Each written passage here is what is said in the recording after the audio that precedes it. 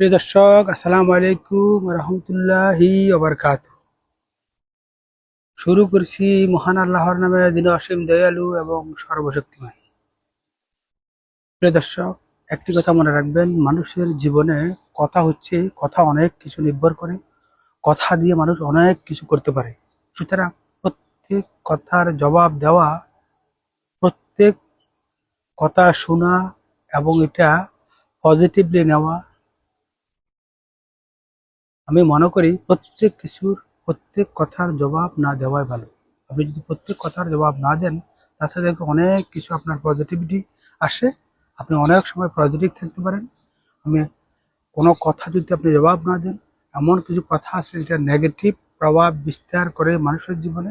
আপনি যদি তা থেকে বঞ্চিত থাকতে পারেন, দেখবেন বাস্তব জীবনে আপনি ভালো থাকবেন।